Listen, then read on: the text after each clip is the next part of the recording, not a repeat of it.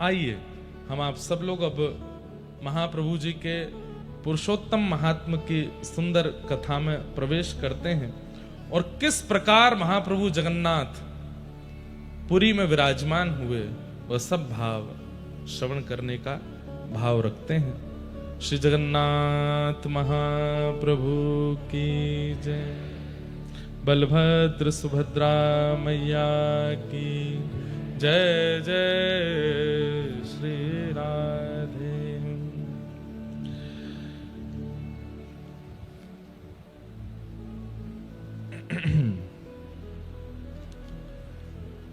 स्कंद पुराण पुरुषोत्तम महात्मा श्री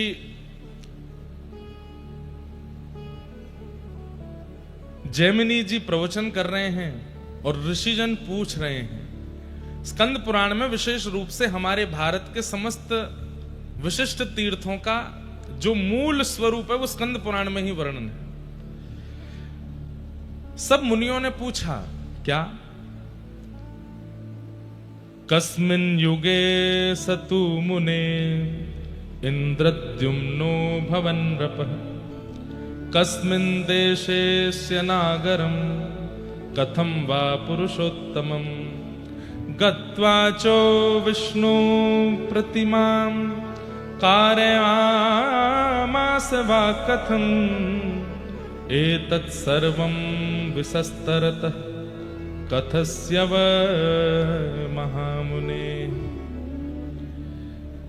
समस्त मुनियों ने मिलकर के जैमिनी महाराज से पूछा कि भगवान हमें यह बताइए कि ये इंद्रद्युम्न राजा कौन है, ये कौन से कुल में जन्मे, कौन से युग में जन्मे, कौन से वंश में इनका अवतार हुआ और इन्होंने ऐसा क्या किया कि इनके पास साक्षात चतुर्धा भगवान पधारे जिन्हें जगन्नाथ के भाव से पूरे विश्व ने वंदन किया। कृपा कर इन इंद्रद्युम्न के बारे में हमको बताइए और इन्हें जगन्नाथ जी कैसे प्राप्त हुए, ये महाप्रभु जगन्नाथ पृथ्वी पर कैसे आए, कृपा कर इनकी पूरी लीला हमें सुनाइए।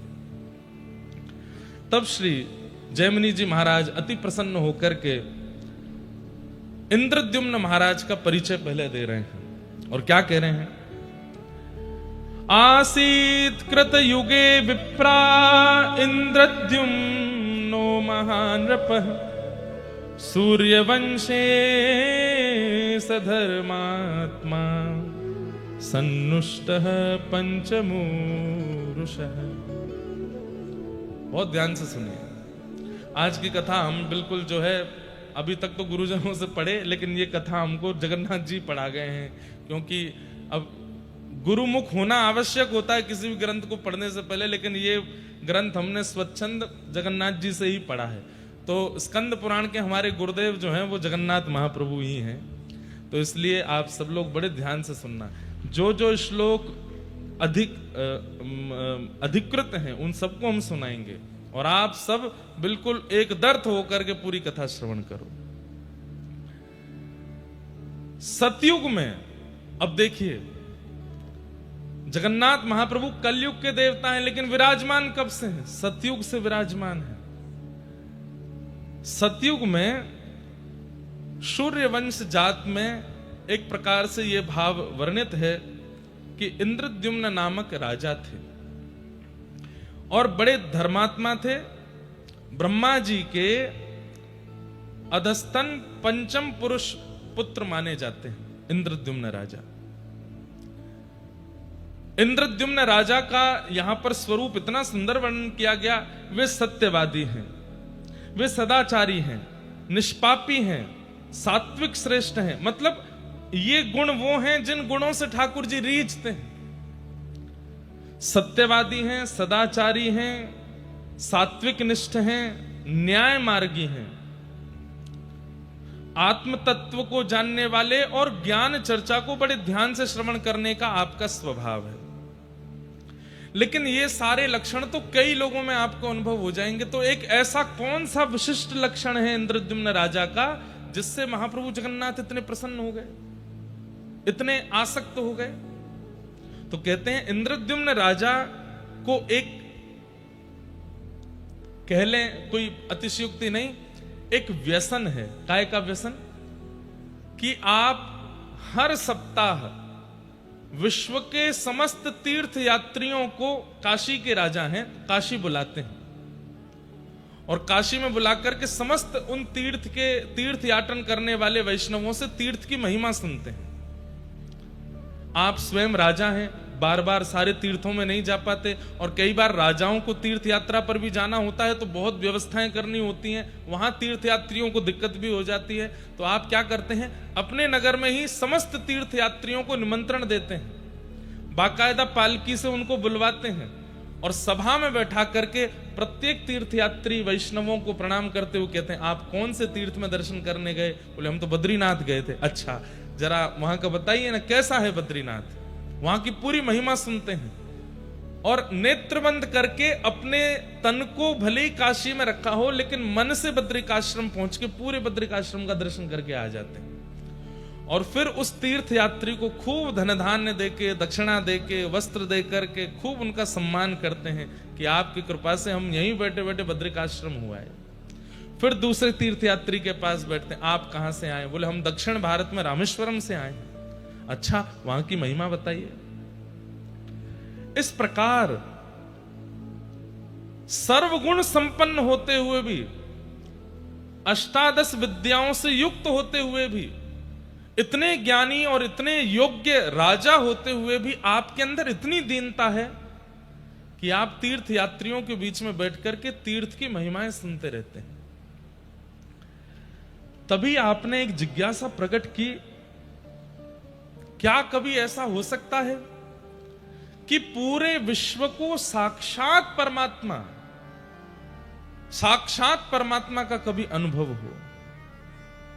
क्या ऐसा कोई तीर्थ है या ऐसा कोई धाम है जहां साक्षात सचल भगवान विराजमान हो और उनका दर्शन हम मानव कर सके? इतनी योग्यता तो हमारे पास नहीं कि हम जप करें, तप करें, साधन करें, यज्ञ करें। करते हैं लेकिन कोई ना कोई भूल तो होती है। हे समस्त तीर्थ यात्रियों, हे समस्त तीर्थों में विचरण करने वाले वैष्णवों, मेरी प्रार्थना है, क्या इस धराधाम पर ऐसा कोई स्थान है? आप सबसे हमारी प्रार्थना, बिल्कुल हिलो डुलो भी नहीं, सब लोग ध्यान से सुनो। कोई ऐसा स्थान है जहां साक्षात परब्रह्म को अपनी चर्म चक्षुओं से हम देख सकें?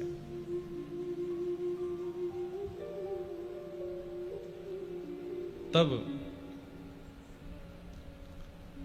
आपने प्रश्न किया कि आद्रतो व्याजहारेदम ज्ञायता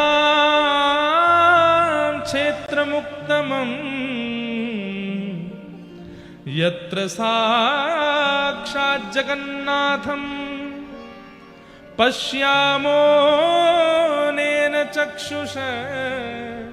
जगन्नाथ केवल इन्हीं को नहीं कहते, परम पुरुष परमात्मा जो इस पूरे जगत का रक्षक है वो जगन्नाथ ही है। और इंद्रद्युम्न राजा कहते हैं, क्या कोई ऐसा स्थान है जहां पूरे जगत को चलाने वाले साक्षात पर ब्रह्मनाथ विराजमान हो और हम अपने चरम चक्षुओं से उनको देख सकें? क्या इस पृथ्वी पर ऐसा कोई स्थान है? एक प्रकार से इंद्रद्युम्न राजा ने घोषणा करके इसको पूरे विश्व में फैलवाया इस प्रश्न को कि है कोई ऐसा स्थान जहां साक्षात पर ब्रह्म का दर्शन मानव कर सके। तब एक वृद्ध से परम वैष्णव, परम विद्वान, ललाट पर अति तेज है, ऐसे एक तीर्थ यात्री परम वैष्णव महात्मा उस सभा में आए और उन्होंने आकर के कहा, राजन आपका प्रश्न मुझे प्राप्त हुआ तो मैं दौड़ा चला आया आपके पास। आपकी जो जिज्ञासा है शायद उसका समाधान मेरे पास है। ये सुनते ही तो इंद्रद्युम्न राजा बोले, क्या हम जीवात्मा प्रत्यक्ष ठाकुर जी को देख सकते हैं? बोले हाँ, एक स्थान है। कहां पर? बोले मैं अपने बाल काल में वहां दर्शन करने गया था। कौन सी जगह है वो? कि औड्रदेश इति ख्यातो वर्षे भारत संज्ञके दक्षिणस्योदधिस्तीरे क्षेत्रम श्री पुरुषोत्तमम। औड्र देश यानी कि उड़ीसा। उड़ीसा प्रांत में दक्षिणमुखी दक्षिणस्थ महोदधि यानी कि समुद्र नारायण, उनके तट पर एक क्षेत्र विराजमान है जिसका नाम है श्री पुरुषोत्तम क्षेत्र। ध्यान से सुनिएगा। उस श्री पुरुषोत्तम क्षेत्र में तत्र नीलगिरिर्नाम समन्तात काननाव्रत, एक वन है और उस वन को चारों ओर से वन ने घेरा है। बीच में एक सुंदर सा छोटा सा एक पर्वत है जिसका नाम है नीलगिरी। बंधुओं, हम सब लोग भुवनेश्वर से जब जगन्नाथपुरी की ओर आते हैं, आप सबने ये अनुभव किया कि नहीं, पर मैं हर बार करता हूं, 8-9 किलोमीटर दूर से ही श्री मंदिर इतना ऊंचा दिखाई देता है, लेकिन जैसे ही आप सिम्मत द्वार पर पहुंचेंगे तो लगता है कि शिखर इतना ऊंचा तो नहीं है, महाप्रभु जगन्नाथ जी का मंदिर इतना ज्यादा ऊंचा तो नहीं है कि इतनी दूर से दिखाई देता है। वास्तव में अब आजकल ड्रोन चलते तो हैं, आजकल दर्शन करने की विधा ऊपर से है तो सही, लेकिन देखा जाए तो जगन्नाथपुरी और विशेष रूप से जहां भगवान जगन्नाथ विराजमान है वो श्री मंदिर एक पर्वत के ऊपर है। वो थोड़ा सा पूरी जहां पर हम अभी भी बैठे हैं इससे भी थोड़ा ऊंचाई पर है, वो नीलगिरी पर्वत है। तो तत्र नीलगिरिर्नाम समन्तात काननाव्रत, एक वन से आच्छादित नीलगिरी पर्वत है। तस्योत्संगे कल्प वृक्ष समन्तात क्रोश सम्मितः, वहां पर एक कल्प वृक्ष, एक वट वृक्ष है, वहां पर एक रोहिणी कुंड भी है, वहां साक्षात ठाकुर जी विराजमान, परमात्मा विराजमान है। किस रूप से, किस नाम से? श्री नील माधव भगवान। नील माधव भगवान के रूप में वहां पर ठाकुर जी विराजमान है। ठाकुर जी का नाम जगन्नाथ पूर्व से ही है। यहां पर कितनी बार जगन्नाथ शब्द का ही भाव आता है। यत्र साक्षात् जगन्नाथः शंखचक्र गदाधर जंतूनां दर्शनान् मुक्तिं यो ददाति कृपानिधि। वहां पर साक्षात जगन्नाथ भगवान विराजमान है। कैसे बोले? चतु व्यूह रूप में अपने चतु हस्त कमलों में शंख चक्र गदा पद्म लेकर के साक्षात नील माधव जगन्नाथ भगवान विराज रहे हैं। वे आंखें भी मटकाते हैं, वे बोलते भी हैं, वे चलते भी हैं। और अन्य तीर्थों में तो मानव का जाकर के कल्याण होता है, लेकिन मैंने उस तीर्थ में देखा कि कौवे ने चलते हुए किसी वस्तु को पाने के लिए उनके सामने आया है वो कौवा, और जैसे ही उस वस्तु को पाने लगा अचानक से उसने नेत्र खोल करके जैसे ही नील माधव भगवान को देखा, उसके भी चतु हस्त प्रकट हो गए और वो मुक्त होकर के भगवत धाम को प्रस्थान कर गया। अरे आप तो मानवों के कल्याण की बात करते हैं, लेकिन कीट पतंगा पक्षी जो वहां पहुंच जाए और शंख चक्र गदा पद्मधारी चतुर्भुज रूप नील माधव जगन्नाथ भगवान का जो दर्शन कर लेता है, ऐसे पशु पक्षियों का भी उद्धार वहां होता है। नील माधव भगवान जो पूर्व में यहां विराजमान थे, बाद में फिर उन्हीं नील माधव भगवान का चतुर्धा रूप प्रकट हुआ। सुदर्शन जी, जगन्नाथ जी, सुभद्रा जी और श्री बलभद्र जी। कैसे ये पूरी कथा है, ध्यान से सुनना। यत्र साक्षात् जगन्नाथ, साक्षात जगत का उद्धार करने वाले परमात्मा वहां विराजमान है। और इस बात का प्रमाण है, क्यों? जंतूनां दर्शनान् मुक्ति, दर्शन करते ही मुक्ति मिलती है वहां पर। ऐसे धाम का मैंने दर्शन किया है राजन, और मुझे विश्वास है कि आप उस स्थान पर जाएंगे, दर्शन करेंगे और उस स्थान से पूरे विश्व को लाभान्वित करेंगे। तत्र गत्वा जगन्नाथं दृष्ट्वा स हि गिरो यथा कटकावास संस्थानम भूप्रदेशं प्रयच्छ।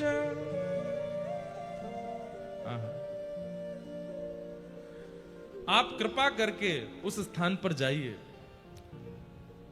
उस स्थान के समीप में कटक नामक एक स्थान है। कटक का नाम देखिए यहां पर भी है, कटका वास संस्थानम भूप्रदेशम प्रमीयच। वहां जाकर के आप अपनी पूरी राजसभा को कैसे लेके जाना चाहते हैं उसकी पूरी व्यवस्था आप कटक में रह करके कर सकते हैं। लेकिन नाथ, आपकी जो जिज्ञासा है वो इसी प्रांत में जाकर के और उन चतुर्धा रूप भगवान का दर्शन करके ही पूर्ण होगी। सुनकर के इंद्रद्युम्न राजा के नेत्र सजल हो गए, हस्त कंपायमान होने लगा, प्रेम के सारे लक्षण चित्त में प्रकट होने लगे। आप इतने आनंदित हो गए, आप तो तुरंत जैसे मानो नृत्य करने लगे कि आहा कितनी बड़ी कृपा, मैं साक्षात प्रभु को देखूंगा, साक्षात भगवान का दर्शन करूंगा। बोले हाँ, आप जाके वहां कर सकते। लेकिन राजा का एक प्रोटोकॉल होता है, राजा सीधे सब जगह नहीं जाता। पहले मंत्री जाएंगे, सेनापति जाएंगे, वे जाकर के वहां व्यवस्था देखेंगे और उसके बाद ही मुख्य राजा जा सकता है। क्योंकि आप काशी से आने वाले राजा, सब लोग ध्यान से सुनो, बिल्कुल स्पष्ट रूप से, कोई बाहर की बात नहीं होनी है, केवल जगन्नाथ जी के प्राकट्य की कथा होनी है। ना सोइएगा ना सोने दीजिएगा किसी को, कोई झपकी भी आवे तो कोहनी मार देना, बहुत पुण्य मिलेगा आपको। हाँ बिल्कुल, किसी को भी आलस्य मत करने दो। लेकिन राजा का नियम है। अब देखो, कल भी एक किसी ने प्रश्न किया तो भगवान विरह क्यों देते हैं? विरह देखो अभी कैसा विरह देंगे। इंद्रद्युम्न राजा, आप तो तैयार थे जाने के लिए, लेकिन पूरे राज्यसभा ने निर्णय लिया कि राजन आप पहले नहीं जाएंगे, आप पहले अपने पुरोहित जी को भेजिए। पुरोहित जी जाएंगे और इन तीर्थ यात्री के द्वारा बताई गई सारी भावों को देख करके वे वहां देख करके आएंगे, नील माधव जगन्नाथ भगवान का दर्शन करके आएंगे और वे सब आपकी व्यवस्था देख के आएंगे। आप जाएंगे तो कहां रुकेंगे, कहां प्रसाद बनेगा, इतनी सेना जाएगी, सेना कहां रुकेगी, वहां के जो उत्कल देश के राजा हैं उनको बता करके आएंगे। ये सब नियम है, राजा ऐसे नहीं निकल सकता।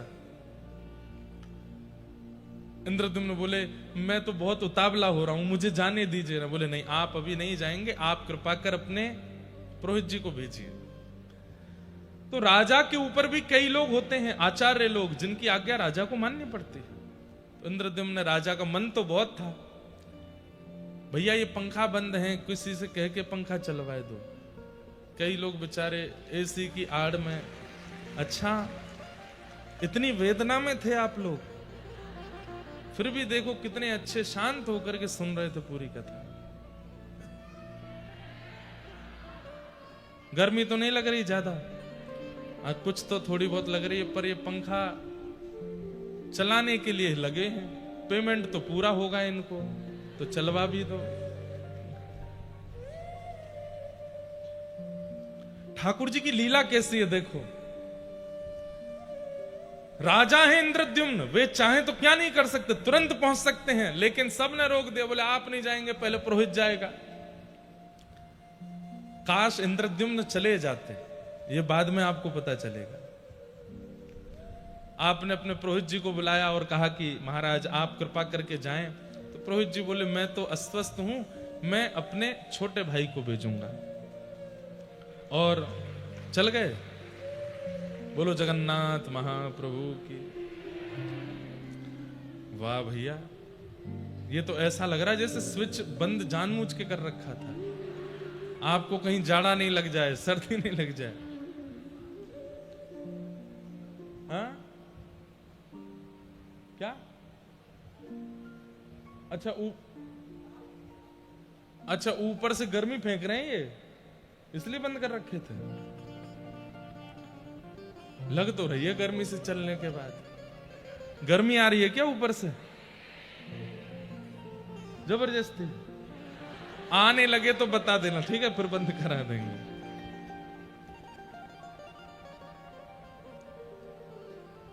थोड़ा सरल सहज भाव में राजा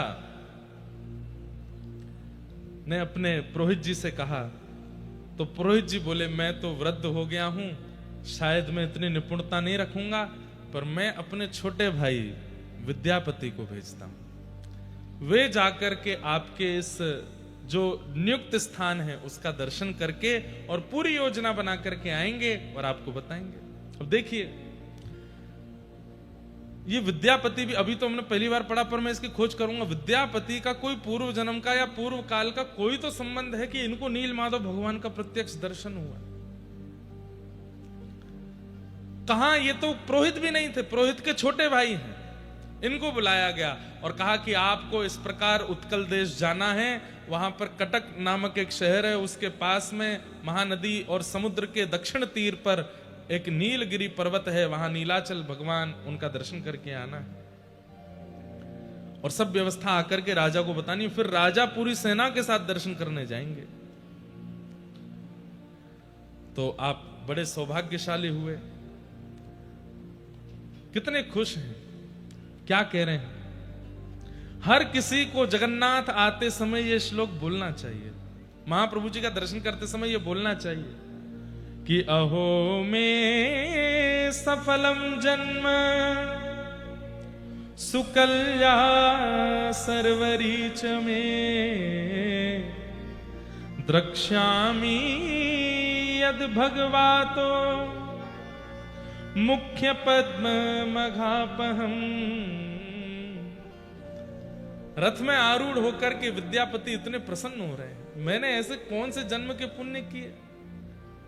मेरा तो दूर दूर तक कोई संपर्क संबंध नहीं था इंद्रद्युम्न से, लेकिन फिर भी इनके पुरोहित का मैं छोटा भाई हूं और कहां से मुझे बुला करके मुझे भेजा जा रहा है।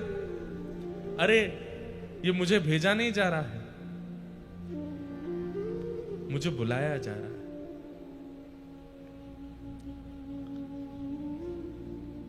कल जब रात्रि में ये भाव पढ़ रहा था, इंद्रद्युम्न राजा जब विद्यापति को जाते हुए देख रहे हैं तो इंद्रद्युम्न को लग रहा है कि मैं राजा क्यों हूं, मैं विद्यापति क्यों नहीं, शायद मैं जाता।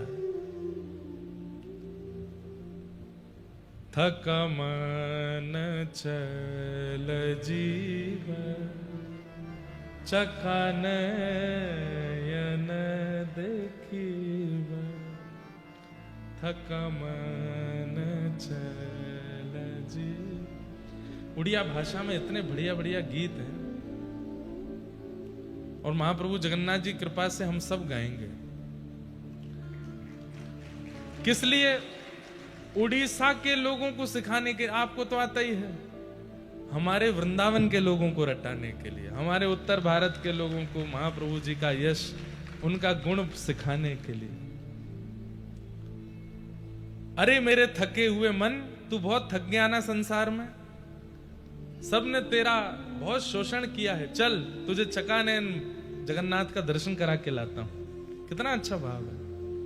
थका मन चल जीव चखा नयन देखीब, थका मन। अगर हो सके तो इसको हिंदी में लिख के हमको दे दें तो हम गा देंगे। कब? बैठे बैठे क्या कर रहे हो, अभी लिखो। बहुत सुंदर बात। और श्री विद्यापति जी निकले हैं काशी से उत्कल देश के लिए और रास्ते भर आनंदित होते हुए जा रहे हैं। अहो में सफलम जन्म सुकल्या सर्वरीच में द्रक्ष्यामि यद भगवतो मुख पद्म पद्म खापहम।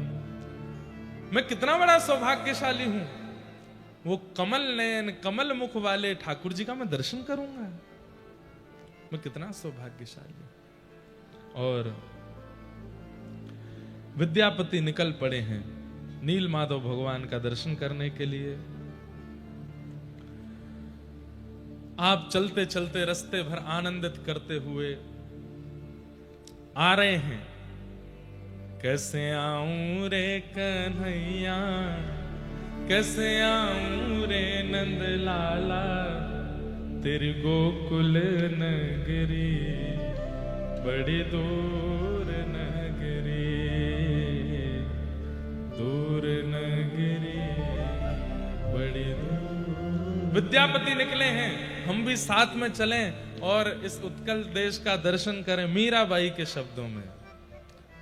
कैसे आऊं रे नंद लाला, कैसे आऊं रे नंद लाला, कैसे आऊं मदन गोपाला, कैसे आऊं रे नंद लाला, कैसे आऊं मदन गोपाला, तेरी गोकुल नगरी बड़ी दूर नगरी, दूर नगरी बड़ी दूर नगरी, दूर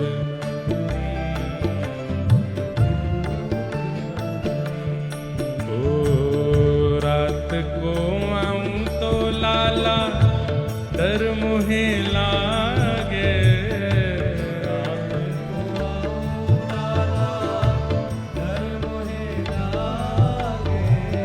रात को आऊं तो कान्हा डर मुहे लागे, रात को आऊं तो कान्हा डर मुहे लागे, दिन को आऊं तो देखे सारी नगरी बड़ी दूर नगरी, हो दिन को आऊं तो देखे सारी नगरी। गाइए दूर नगरी बड़ी दूर नगरी, दूर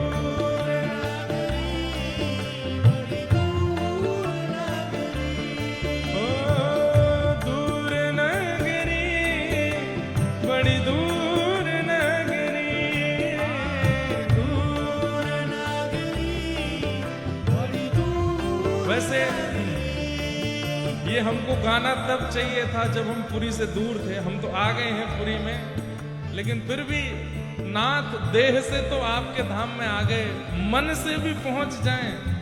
मन में, बुद्धि में, आत्मा में और कोई भाव ना रहे, केवल आपका ही भाव रहे, इसलिए गा रहे हैं। ये मन आप तक पहुंच जाए, आपका हृदय भाव, चरण भाव इस मन के लिए बहुत दूर है। दूर नगरी बड़ी दूर नगरी, दूर नगरी बड़ी दूर नगरी, ओ कैसे आऊं रे नंद लाला, कैसे आऊं मदन गोपाला, तेरे गोकुल नगरी बड़ी दूर नगरी, दूर नगरी बड़ी दूर नगरी, बड़ी दूर। श्री जगन्नाथ महाप्रभु की।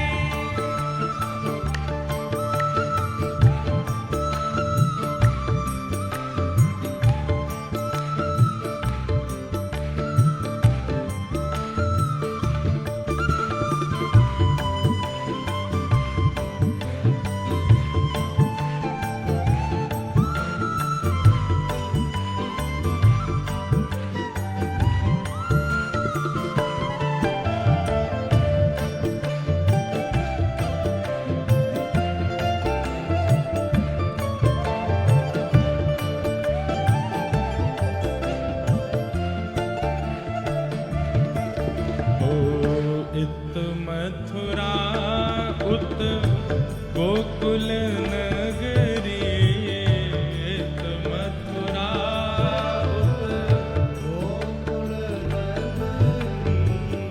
इत मथुरा उत गोकुल नगरी इत मथुरा उत गोकुल नगरी ओ बीच बहे यमुना गहरी बड़ी दूर नगरी ओ बीच बहे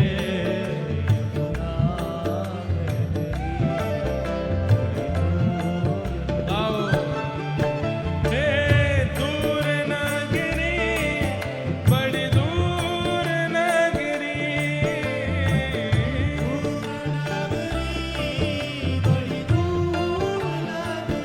ओ कैसे आऊं रे नंदलाला ओ कैसे आऊं मदन गोपाला तेरे गोकुल नगरी बड़ी दूर नगरी बड़ी दूर नगरी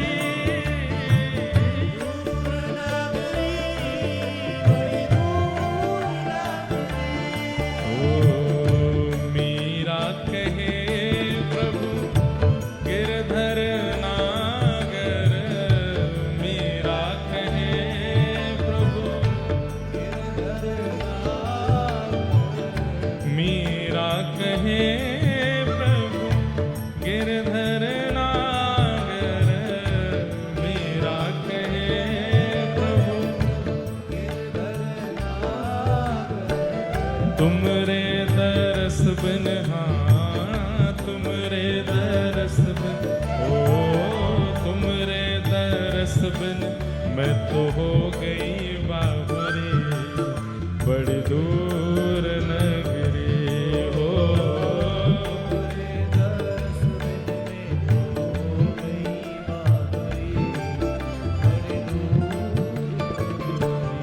हे दूर नगरी बड़ी दूर नगरी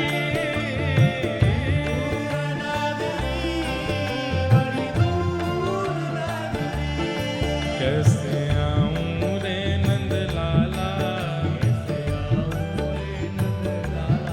अच्छा बहुत सारे लोग तो यहाँ पहुंच गए पर बेचारे बहुत अब भी रो ही रहे हैं आप लोगों को देख के कि ये पहुंच गए हम नहीं गए तो वे सब तो हो गए इंद्रद्युम्न आप सब हो गए विद्यापति आप लोग तो पहुंच गए बजा लो ताली लेकिन महाप्रभु जगन्नाथ मिलेंगे तो इंद्रद्युम्न को ही तो जो नहीं आए हैं टीवी पर लाइव पर दर्शन कर रहे हैं वो दुखी नहीं होना आप सब इंद्रद्युम्न हो थोड़ा सा श्रम करना पड़ेगा लेकिन महाप्रभु जगन्नाथ मिलेंगे जरूर और जो यहाँ आ गए हो वो सौभाग्य मनाइए क्योंकि आपको तो चतुर्धा मिले ही गए हैं आप पर तो कृपा हो ही गए हो कैसे आऊं रे नंदलाला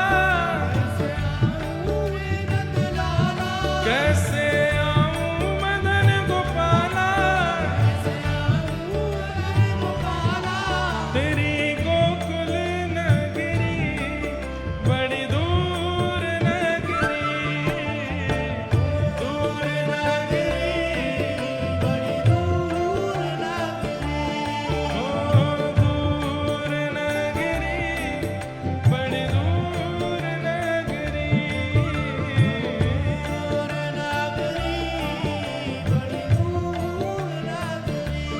कैसे आऊं रे नंदलाला कैसे आऊं मदन गोपाला तेरी गोकुल नगरी बड़ी दूर नगरी दूर नगरी बड़ी दूर नगरी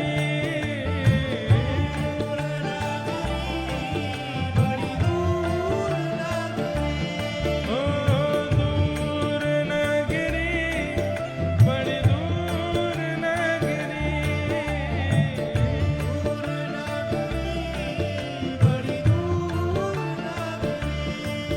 बड़ी दूर नगरी, बड़ी दूर, ओ बड़ी दूर नगरी, हम बड़ी दूर नगरी।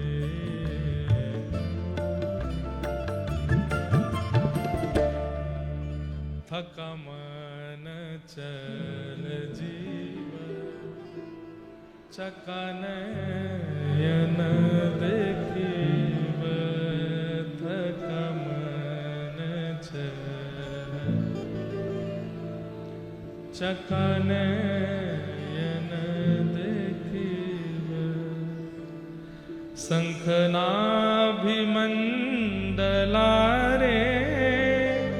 बेनी नेत्र पखलीव, थकानन चल जीव, चकानयन देखीव। विद्यापति जा रहे हैं। जैसे ही विद्यापति ने उत्कल प्रांत में प्रवेश किया, कई यहां पर वर्णन किए गए, लेकिन इसमें सबसे ज्यादा आश्चर्यजनक बात जो थी, श्री क्षेत्र में प्रवेश करते ही उन्होंने क्या अनुभव किया। शंख चक्र गदा पद्म धारिणो दद्रशे नराय। आप लोगों को आश्चर्य होगा, लेकिन यह बात वास्तविक है। विद्यापति जी क्या देख रहे हैं कि श्री क्षेत्र में प्रवेश करते ही जो भी दिख रहा है, सबके शंख चक्र गदा पद्म, सब चतुर्भुज रूप में है। हमें आपको नहीं पता चल रहा है, पर हम भी अभी इस वक्त चतुर्भुज रूप हैं। इस वक्त हम सब चतुर्भुज हैं। दो भुजा हमारी ये हैं, दो दिख नहीं रही हैं। ठाकुर जी को दिखती हैं वो, या फिर कोई श्रेष्ठ जन हो उनको दिखती हैं। श्री क्षेत्र में हर व्यक्ति चतुर्भुज रूप हो जाता है। शंख चक्र गदा पद्म धारिणो दद्रशे नरान् जन्मांतरितमात्मानं बुबुधे दिव्य रूपिणम्। सब दिव्य रूप में दिखाई दे रहे हैं। अरे पशु पक्षियों के भी चार चार भुज हैं, मानवों के भी चार चार भुज हैं।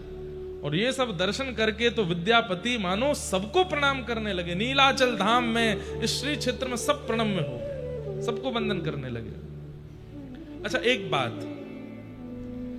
कई बार ना लोगों के मन में एक प्रश्न आ जाता है कि श्री जगन्नाथपुरी में कई लोग बड़े अनधिकारी कर्म भी करते हैं।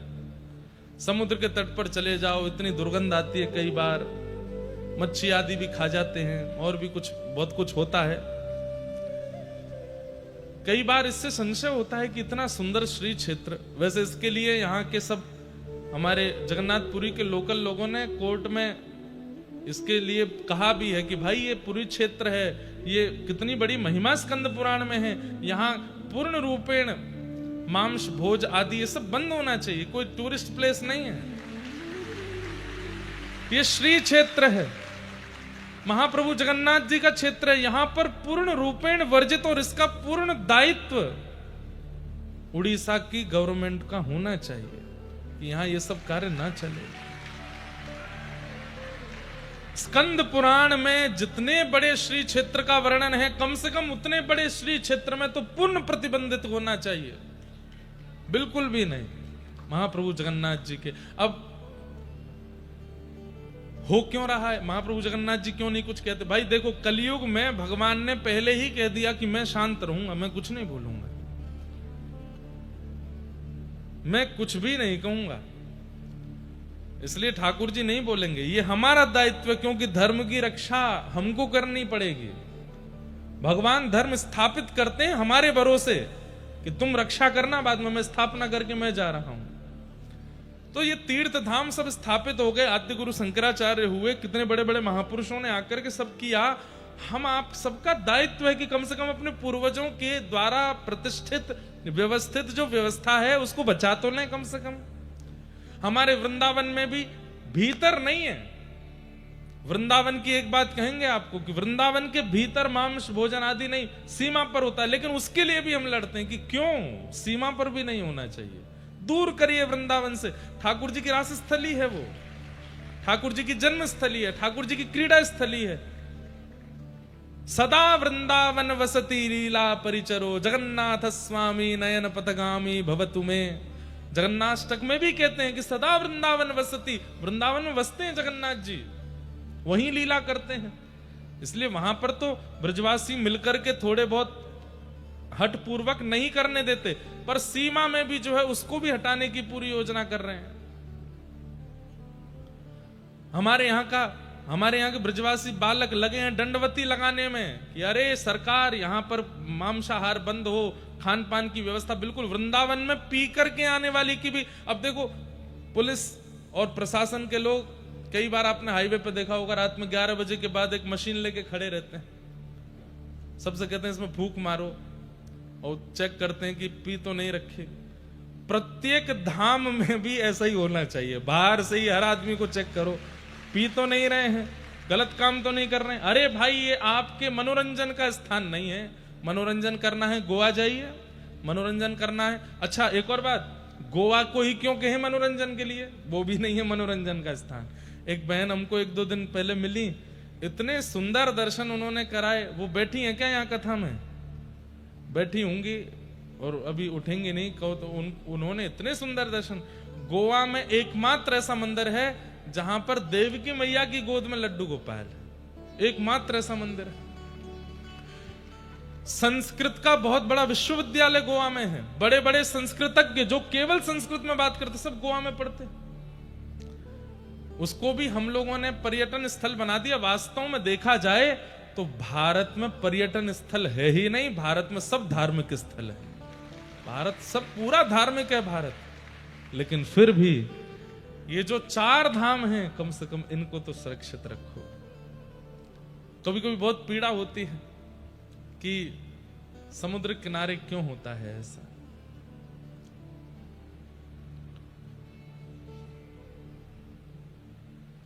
तो सब चतुर्भुज रूप में थे। जैसे ही विद्यापति यहां पहुंचे हैं, शंख चक्र गदा पद्म धारिणो दद्रशे नरान जन्मांतरितमात्मानं बुबुधे दिव्य रूपिणम। सब दिव्य रूप में दिख रहे हैं। आहा, देख करके विद्यापति जी ने सबको प्रणाम किया। तभी इस श्री क्षेत्र में सवर लोगों का निवास था। उन्हीं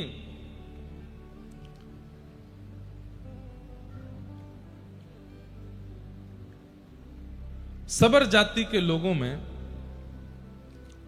विश्ववसु नाम के एक सबर थे जो कि उनके मुखिया थे, जो नील माधव भगवान की सेवा करते थे। आपने जब देखा कि आश्चर्यचकित होकर के एक विद्यापति घूम रहे हैं, सबको देख रहे हैं, सब जगह हाथ जोड़ रहे हैं, दर्शन हो नहीं रहे ठाकुर जी के, मानव ही चतुर्भुज रूप में दिख रहे हैं, बड़े व्याकुल स्थिति में दिखाई दे रहे हैं। सब जगह ढूंढा, ठाकुर जी नहीं दिखे, तो व्याकुल स्थिति में देखा जब विद्यापति जी को, तो सबर प्रजा के जो मुखिया हैं विश्ववसु, जो कि नील माधव भगवान की सेवा करते थे, उन्होंने जब आपको देखा तो आकर के उनसे पूछा कि कुतः समागतो विप्र काननान्तः सुदस्तरम् शुश्रूत्परितः शान्तश्च सुखमत्रास्त्रयतां चरिम्। हे महाराज, आप कहां से आए हैं विप्रवर, और आपके मुखमंडल को देख करके लगता है आप भूखे प्यासे हैं, थोड़े से असहज भी लग रहे हैं, और इतने दुर्गम कानन में, इतने दुर्गम वन में आप भीतर प्रवेश कैसे कर गए? हे नाथ, आप कहां से आए हैं, कृपा कर हमें बताइए। तब विद्यापति जी ने अपना परिचय देते हुए कहा कि मैं विद्यापति हूं, आदि आदि देश से आया हूं, यहाँ पर नील माधव भगवान का दर्शन करना। अब देखो यहाँ पर भी एक कथा सुनाई जाती कि विद्यापति जी जो हैं वो आए, आकर के फिर मैंने भी एक बार सुनाई थी, लेकिन फिर स्कंद पुराण से स्पष्ट हुआ कि वो कथा है नहीं। क्या नाम था उनकी? हाँ, उनकी एक ललिता नाम की पुत्री थी, उससे इनका विवाह हो गया था। और फिर ये वो जो विश्ववसु थे, ये ऊपर दर्शन करने जाते थे, किसी को लेके नहीं जाते थे। एक बार विद्यापति जी पीछे पीछे सरसों लेकर के गए, दाने गेरते गए, वही दाने जो है एक दिन पुष्प बन गए, जाकर के नील माधव भगवान को ले आए, ऐसा।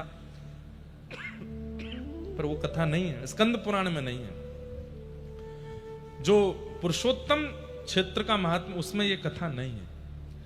अब इसमें भी यही भाव है कि कोई रचनाकारों ने सुंदर कथा करने के लिए, लोक कथा बनाने के लिए कथा प्रस्तुत की, लेकिन मूल कथा क्या है? उन्होंने स्पष्ट बता दिया कि मैं नील माधव भगवान का दर्शन करने आया हूं, और हमारे यहां एक तीर्थ याटन करने वाले ने आकर के इंद्रद्युम्न राजा को बताया कि इस प्रकार नील माधव भगवान हैं और उनका आप दर्शन करो। तो उनका दर्शन बिल्कुल साक्षात परमात्मा के दर्शन के समान है। इंद्रद्युम्न राजा का नाम सुनते ही जो विश्ववसु सवर थे वे बोले, अरे इंद्रद्युम्न राजा, इनके बारे में तो हमने सुना है, इनके बारे में तो हम बचपन से सुनते आए हैं, और हम लोगों ने यह भी सुना है कि एक राजा इंद्रद्युम्न नाम का आएगा, यहां आकर के इस पूरे तीर्थ क्षेत्र को अद्भुत बना देगा। और उनके आते ही यहां पर 4 रूपों में ठाकुर जी विराजमान होंगे। कैसे? कि इष्ट्वा दारुमयं विष्णुं चतुर्धा स्थापयिष्यति अस्य चेत् भाग्य मुत्पन्नं ब्राह्मणस्य तिथिर्भृशम्। हमने तो उनका सुना है कि वे यहां आएंगे और उन पर ठाकुर जी कृपा करेंगे, तब वही इस पूरे तीर्थ का उद्धार करेंगे। और भगवान को चतुर्धा रूप में दारुमयम, अब दारुमय का 2 अर्थ होते हैं। दारू लकड़ी को भी कहते हैं, लकड़ी के ठाकुर जी, लेकिन हम ऐसा अर्थ क्यों करें? तो दारू शब्द का अर्थ कल्याण करने वाले, जो सबका कल्याण करते हैं, चाहे मानव हो, चाहे जलचर हो, चाहे थलचर हो, चाहे पक्षी हो, पशु हो, सबका कल्याण करने की जिनकी सद्भावना है, स्थिति है, उन्हें दारू में भगवान कहते हैं। जो सबका कल्याण करने के लिए ही आए हैं, इसलिए दारू में जगन्नाथ। तो हमने तो उनके बारे में सुन रखा है, और हम सब जानते हैं कि वे आकर के यहां पर इस पूरे तीर्थ का उद्धार करेंगे। ये सुनकर के विद्यापति तो बड़े प्रसन्न हो गए। अरे, ठाकुर जी ने पहले ही चुन रखा है, कृपा कर मुझे नील माधव भगवान का दर्शन करा दो। बोले हाँ चलो। तब आप उनको लेकर के पर्वत के ऊपर गए हैं, और वहां एक विशेष गुफा थी। उस गुफा के अंदर नील कांति पूरे गुफा को आच्छादित कर रही है, और तभी आप जाकर के वहां दर्शन करते हैं। आहा, अद्भुत ठाकुर जी विराजमान है, हंस रहे हैं मंद मंद, ठाकुर जी की दतुइयां दिख रही हैं, आंखों की पलकें चला रहे हैं, मंद मंद मुस्का करके देख रहे हैं, हाथें घूम रहे हैं, पैर भी चल रहे हैं। ठाकुर जी स्थिर नहीं है, चलते फिरते साक्षात नील माधव भगवान का दर्शन किया। बोलो नील माधव भगवान की। और यहां पर हाथ जोड़िए, विद्यापति ने स्तुति गाई है। नमस्ते कमलाकांत, नमस्ते कमलानन, नमः कमलपत्राक्ष त्राहि मां पुरुषोत्तम। नमस्ते नमः कमलपत्राक्ष त्राहि मां पुरुषोत्तम। हे कमलाकांत लक्ष्मीपति भगवान, मैं आपको प्रणाम करता हूं, आपको नमस्कार करता हूं। आपका ये कमल सा मुख देख करके मैं बहुत आनंदित हो रहा हूं। मैं आपको पुनः प्रणाम करता हूं। हे कमल दल लोचन, कमल के समान आपके नेत्र हैं। आपको बारंबार प्रणाम करता हूं। मुझ पर कृपा कीजिए, मेरी रक्षा कीजिए। दर्शन करके महाराज निहाल हो गए। और अब तो विद्यापति इतने प्रसन्न हो रहे हैं कि मैं कब पहुंच जाऊं काशी और जाकर के इंद्रद्युम्न राजा को पूर्ण समाचार दे दूं और जाकर के उनको बता दूं कि आप चलिए, चल करके ठाकुर जी का मधुर दर्शन कर लीजिए।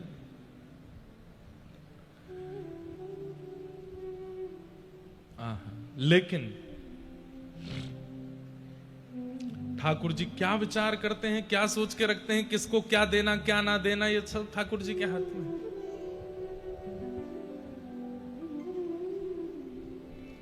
केवलम माधवम तत्र न द्रक्ष्यति महिपति अचिरा देव भगवन्यस्त वर्णवालु कयाव्रत। ठाकुर जी इंद्रद्युम्न राजा को दर्शन नहीं देंगे, जबकि वो इतने व्याकुल है। वर्णन आता है कि जब विद्यापति निकले हैं दर्शन करने के लिए नील माधव भगवान के, तो वहां दूर काशी में बैठे हुए इंद्रद्युम्न राजा व्रत कर रहे हैं, निर्जला रह रहे हैं, केवल बहुत कहने पर फलाहार कर लेते हैं और ना सो रहे हैं ना बैठ रहे हैं, बस प्रतीक्षा कर रहे हैं कि कब लौट करके आएंगे विद्यापति, कब आकर के मुझे पूर्ण बात बताएंगे वहां की। काशी से कितना दूर है यहां पर, और उस समय जब रथ से आना हो तो कितने दिन लगे होंगे यहां आने में। तब तक जब तक विद्यापति लौट करके नहीं आ गए, इंद्रद्युम्न राजा सोए नहीं है, बस बैठे हैं, प्रतीक्षा कर रहे हैं। प्रीतम तू मोहे प्राण ते प्यार। कोई प्राण प्रिय हो जाता है ना, तो सबसे पहला उसके साथ क्या होता है, भूख चली जाएगी। कोई प्राण प्रिय हो जाता है ना तो प्यास चली जाती है, कोई प्राण प्रिय हो जाता है तो निद्रा चली जाती है। ये वो वस्तु हैं जिनके बिना हम रह ही नहीं सकते, लेकिन प्राण प्रिय कोई हो जाता है तो ये तीनों समाप्त हो जाते हैं।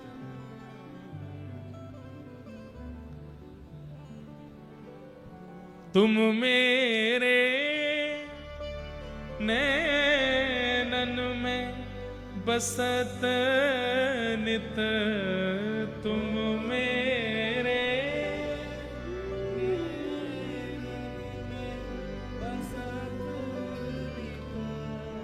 मैं तब नैन निहारो, मैं तब नैन निहारो। प्रीतम तू मोहे प्राणंत प्यारो, प्रीतम तू है प्राण। तू जीवन धन सर्वस तू ही, तू सब गाओ। सर्वस तू ही, तू जीवन धन सर्वस तू ही, तू जीवन सर्वस तू ही, तू ही द्रगन को तारो, तू ही द्रगन को तारो। प्रीतम राधा रमण जगन्नाथ, तू मोहे प्राणंत प्यारो, जगन्नाथ तू मोहे प्राण। ये पद एक ही पंक्ति बहुत लोगों ने लिखी है, ये नारायण प्रभु जी का पद है। क्या कह रहे हैं, कितनी सुंदर बात है। जो तो कु पल भर ना निहारूं, जो तो पल भर ना निहारूं, दिखत जग अंधियारो, दिखत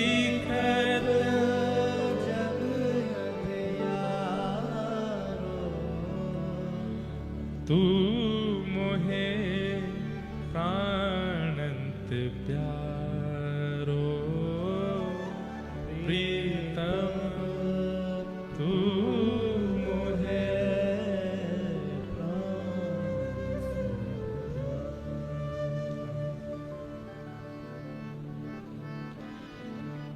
तो इंद्रद्युम्न राजा कितने व्याकुल हैं, लेकिन ठाकुर जी की लीला अद्भुत है। विद्यापति नील माधव भगवान का दर्शन करके सब व्यवस्थाएं देख के कहां राजा आएंगे, कैसे आएंगे, यहां के तत्कालीन राजा को सूचना कर दी कि काशी के नरेश यहां आ रहे हैं, आदि आदि सब बता दिया। लेकिन जैसे ही विद्यापति यहां से लौट करके गए, समुद्र में उफान आने लगे, जोर की बारिश होने लगी, तेज हवा चलने लगी, और समुद्र के तट की जितनी भी ये स्वर्णमयी बालू है, नीलाचल धाम की स्वर्णमयी बालू, वो सब बवंडर के रूप में बहने लगी और उड़ते हुए नील पर्वत पर गई है। सब देख रहे हैं, सबके आंखें खुली रह गई, सब सबर लोग देख रहे हैं ये क्या हो रहा है, ऐसा ऐसा तूफान, ऐसा बवंडर पहले तो कभी नहीं आया। और देखते ही देखते उस गुफा में विद्यमान नील माधव भगवान अंतर ध्यान हो गए। यहां विद्यापति सब समाचार लेके चले गए हैं और यहां से ठाकुर जी अंतर ध्यान हो गए, अंतर ध्यान हो गए। विद्यापति कुछ दिन के पश्चात, अच्छा कहते हैं कि जब नील माधव भगवान अंतर ध्यान हो रहे थे तो एवं प्रलपताम तत्र सर्वेषां त्रिदिवौकशाम अशरीरा तदा वाणी पुनः प्रादुर्भुवः। जब नील माधव भगवान अंतर ध्यान हो रहे थे तो आकाश में ब्रह्मा जी, रुद्र, नारद, सनकादि सब प्रकट हो गए और सब रुदन करने लगे, हे नाथ आप कहां जा रहे हैं, आप क्यों अंतर ध्यान हो रहे हैं, ये लीला क्यों कर रहे हैं। तब मंद मुस्काते हुए भगवान बोले, ये मेरी लीला है, मैं पुनः आऊंगा, अभी मेरा जाना अनिवार्य है। और ठाकुर जी अंतर ध्यान हो गए, ठाकुर जी अंतर ध्यान हो गए। सब देखते रह गए और ठाकुर जी यहां से प्रस्थान कर गए। ऐसे नील माधव भगवान का दर्शन करके जब विद्यापति लौट करके गए हैं,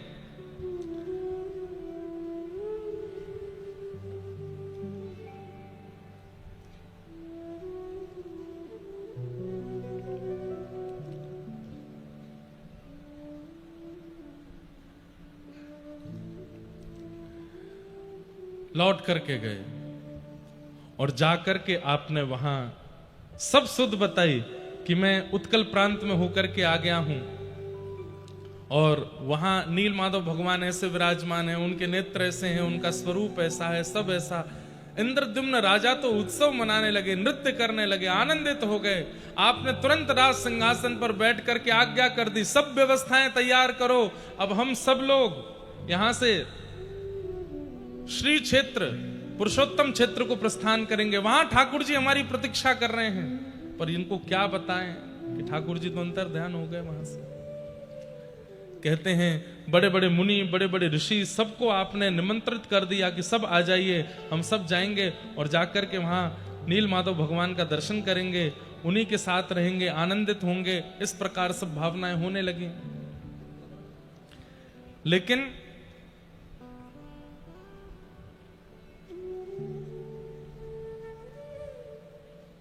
सब व्यवस्था हुई और आपने पूरे नगर को बुला करके आज्ञा कर दी कि मैं अब यहां से प्रस्थान कर रहा हूं, आप में से जो भी मेरे साथ आना चाहें वो चल सकते हैं, और मैं जाके दर्शन करके लौटूंगा, ऐसी अब मेरी भावना नहीं। अब तो मैं जाकर के दर्शन करूंगा और फिर सदा उन्हीं के पास रहूंगा, नील माधव भगवान के पास ही रहूंगा। तो मैं इसी भावना से जा रहा हूं कि मैं लौट करके नहीं आऊंगा। एक नगर का, एक देश का राजा ऐसी आज्ञा कर दे तो देश के लोग कहां जाएं, फिर सब संगी चलेंगे। सब ने अपने बोरिया बिस्तर बांधे, बैलगाड़ियों में लगा लिए, कोई सब प्रकार से बड़े बड़े वेदज्ञ, बड़े बड़े ऋषि, बड़े बड़े महात्मन सब इंद्रद्युम्न राजा के संग हो लिए। राजा बड़े प्रसन्न हैं, नाचते गाते हुए, आनंद करते हुए, उत्सव मनाते हुए सब आ रहे हैं श्रीपुरी क्षेत्र के लिए। नील माधव भगवान का दर्शन करेंगे। आहा,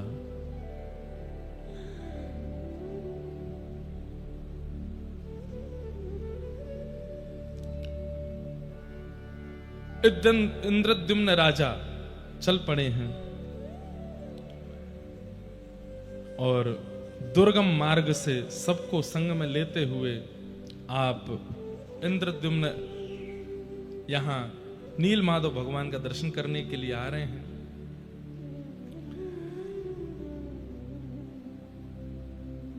और यह भी बताया था विद्यापति जी ने आकर के कि वहां तो प्रचार है इस बात का, पहले से ही ये बात वहां घोषित हो गई है कि आप वहां जाएंगे और वहां जाकर के ठाकुर जी का सुंदर स्थापन करेंगे।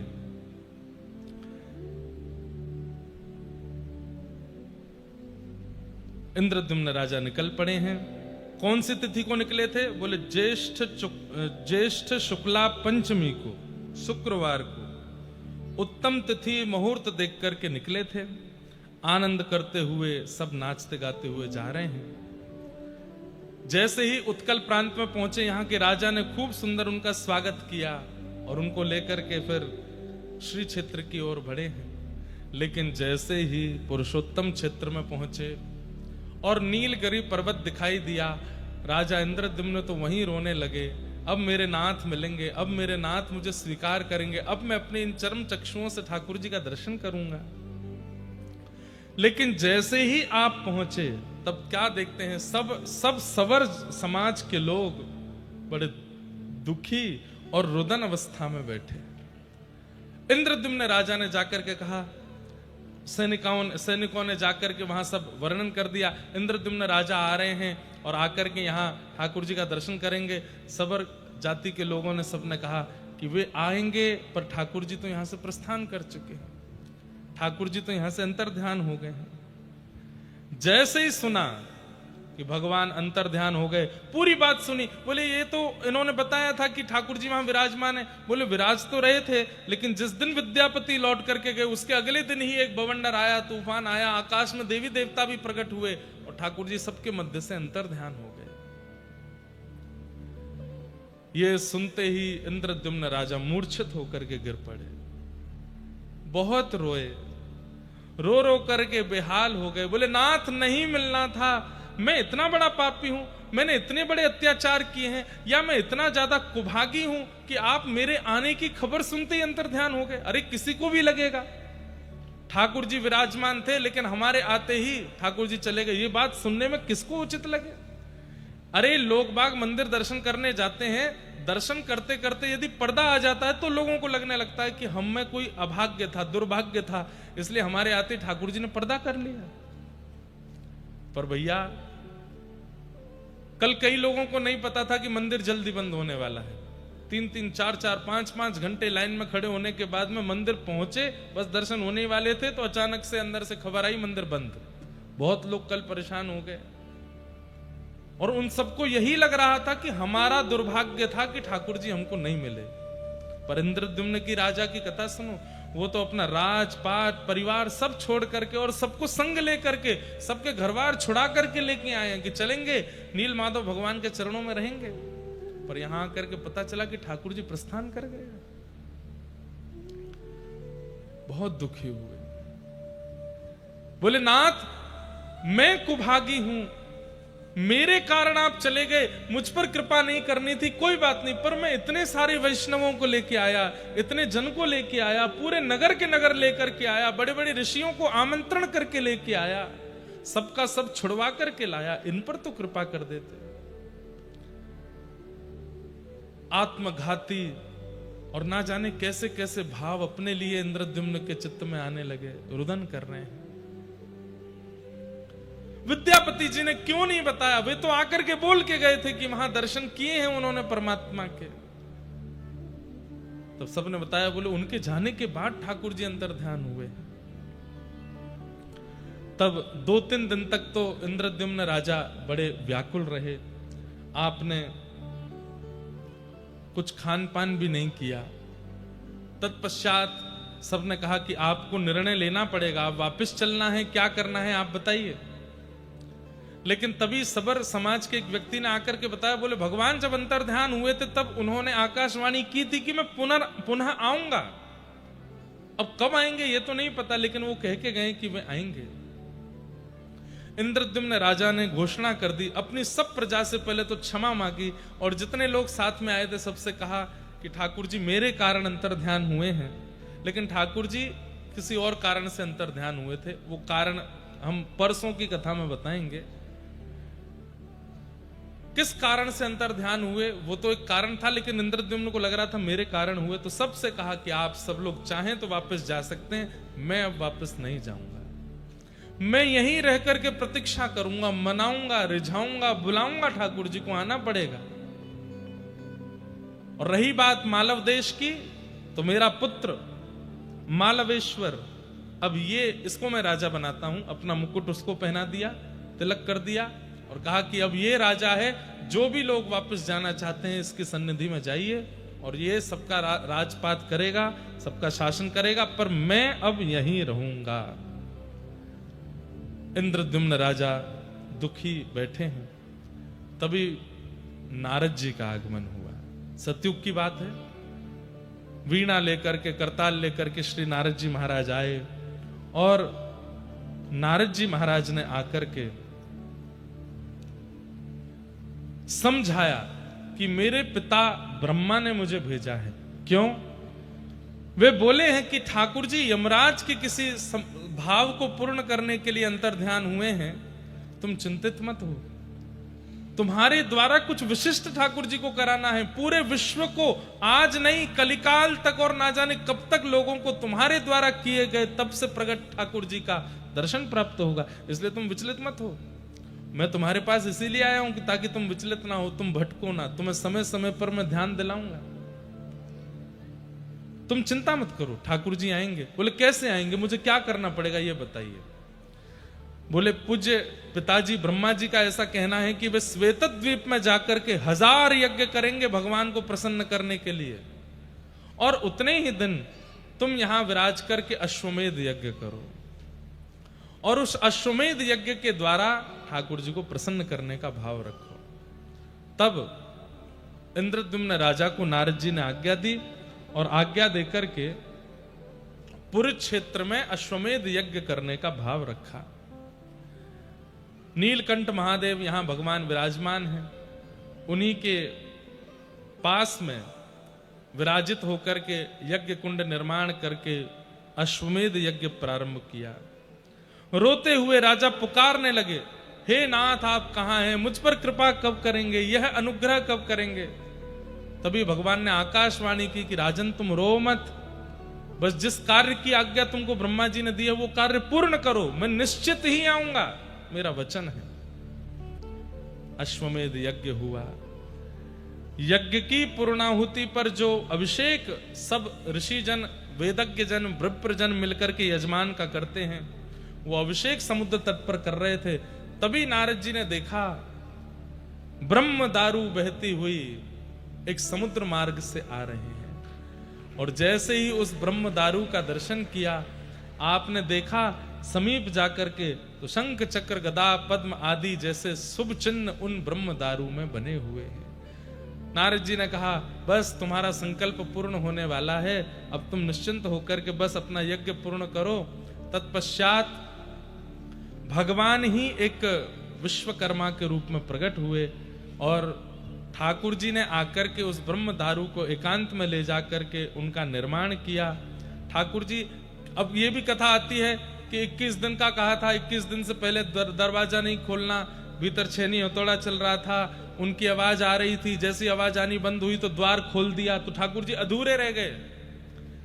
स्कंद पुराण कहती है कि अधूरे नहीं है, ये पूरे हैं, इसीलिए ये पुरी में विराजमान है। ये अधूरे नहीं है, ये ठाकुर जी का मूल रूप है, ये अधूरे नहीं है। वो 21 दिन वाली कथा, छेनी हथौड़ा वाली कथा भी स्कंद पुराण में नहीं है। वहां तो ऐसा भाव है कि कहां से किस रूप में भगवान ही आए हैं और आकर के उस दारू ब्रह्म को लेकर के गए, उसका जाकर के निर्माण किया और निर्माण करके उनको प्रतिष्ठित किया।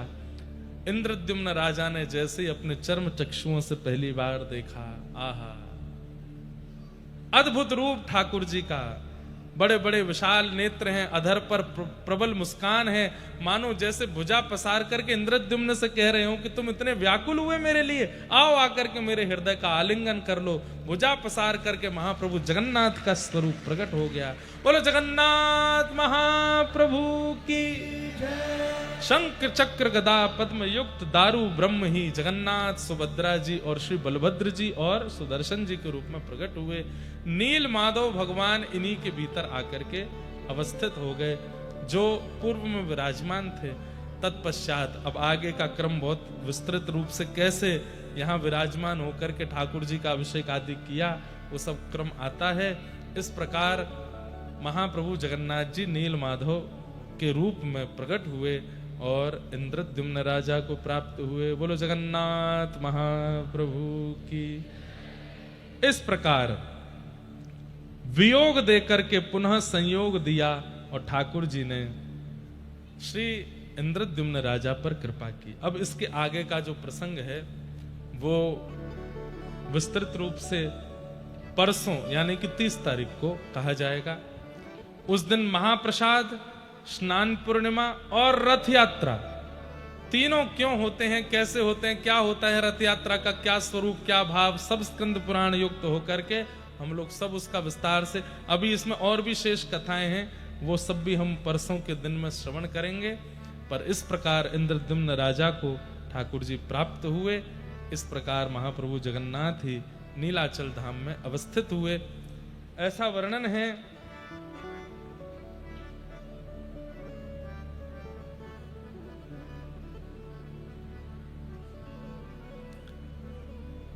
अब ये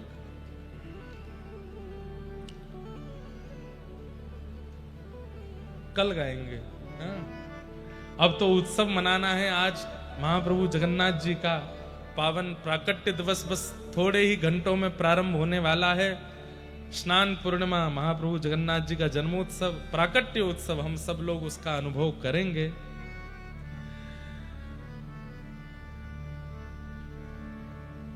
एक दो पंक्ति में लिख रहा था आज सुबह आते आते, तो उन्हीं को ही गा करके उत्सव मनाते हैं। हो प्रगटे महाप्रभु जी आज, हो प्रगटे, हो प्रगटे जगन्नाथ जी आज, हाँ प्रगटे महाप्रभु जी आज, हो प्रगटे जगन्नाथ जी आज,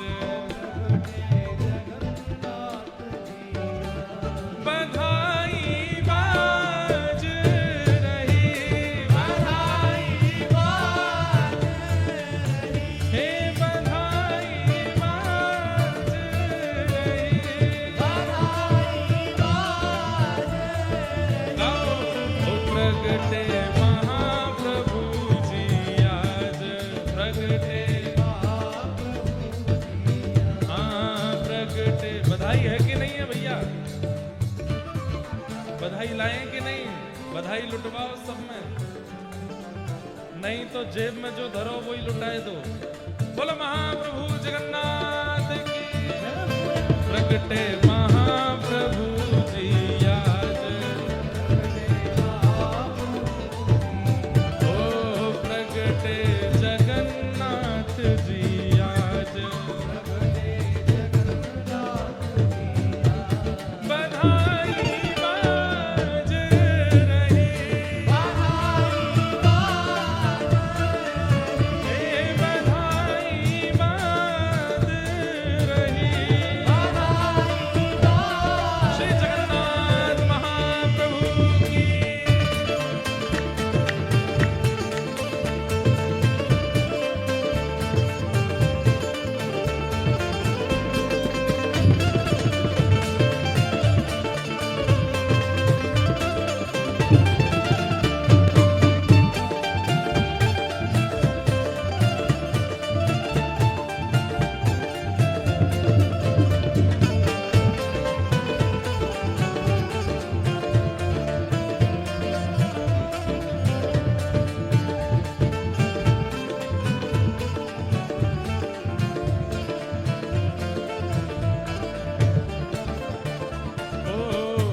इंद्रद्युम्न के विरह से रीझे, इंद्रद्युम्न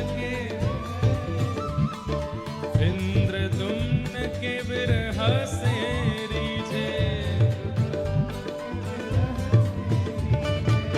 चतुर्व्यूह रूप में प्रभु जी प्रगटे, चतुर्व्यूह रूप में, चतुर्व्यूह रूप में प्रभु जी प्रगटे। क्यों? वो करने जगत उद्धार, करने जगत, करने जगत उद्धार। बधाई बाज रही,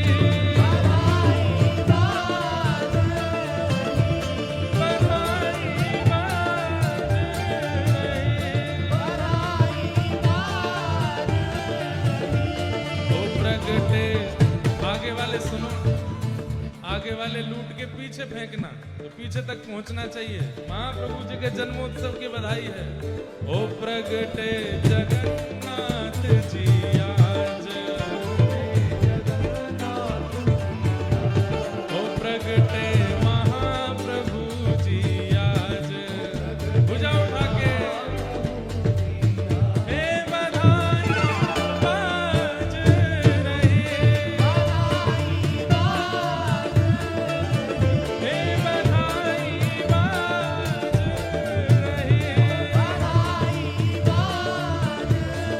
जगत में आनंद भयो, जय जगन्नाथ की। जगत में आनंद भयो, सृष्टि में आनंद भयो, जय जगन्नाथ की। सृष्टि में आनंद भयो, जय जगन्नाथ की। पृथ्वी पे आनंद भयो, जय जगन्नाथ की। प्रगटे महाप्रभु जी आज, प्रगटे, ओ प्रगटे जगन्नाथ जी आज। हे बधाई बाज रही, हे बधाई बाज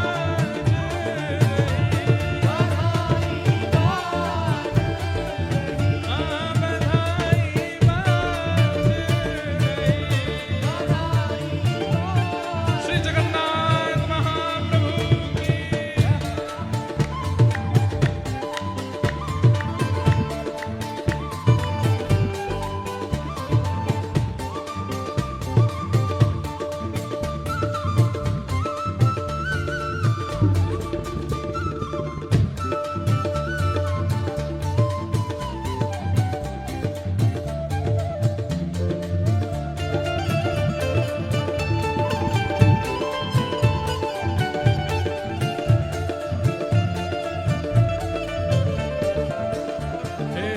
बलभद्र और सुभद्रा साथे, बलभद्र और सुभद्रा साथे। नीलाचल में प्रभु जी विराजे, नीलाचल में, ओ नीलाचल में प्रभु जी विराजे। ओ देवे दर्शन सबको निहाल, देवे दर्शन, ओ देवे दर्शन सबको निहाल, देवे। हे बधाई बाज रही, बधाई बाज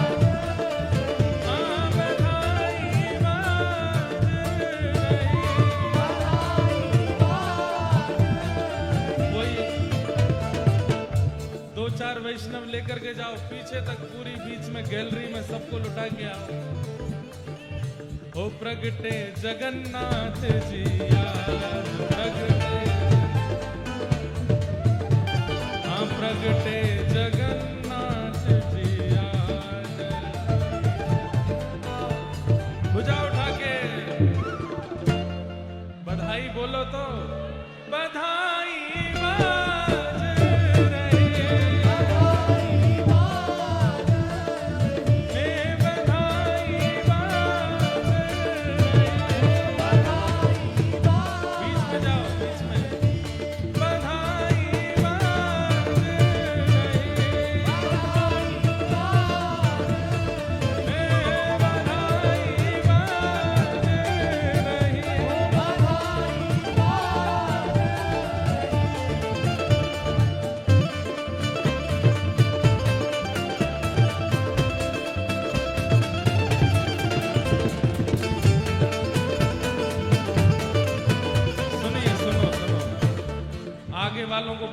गया है, बीच में जाओ, रेलिंग में जाके पीछे लुटा के आओ।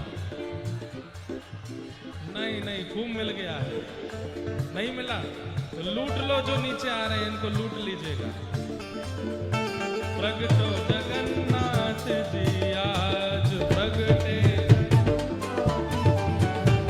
ओ प्रगटे जगन्नाथ जी आज, बधाई बाज रही, हे बधाई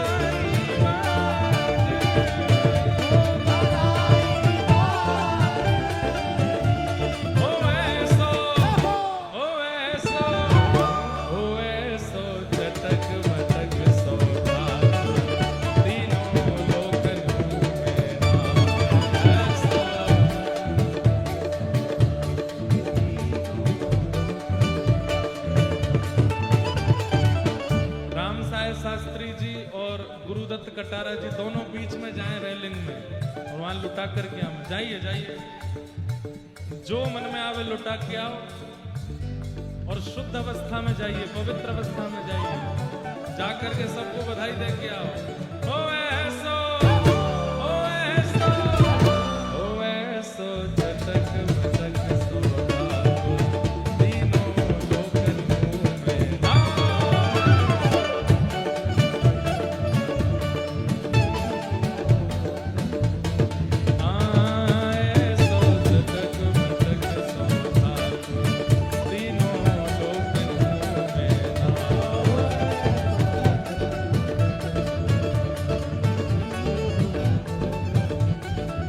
लोकन मुँह में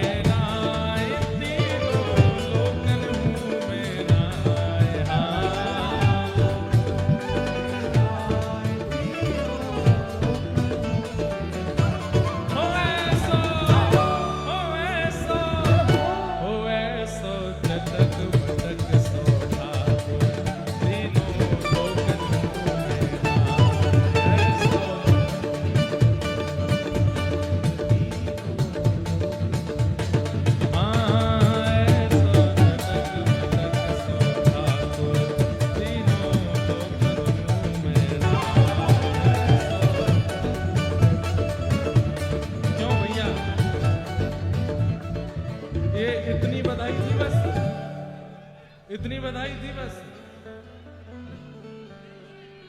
नहीं मिल रही। थोड़ी बहुत देर में बधाई नहीं आई तो तुमको ही लुटा देंगे यहाँ पर।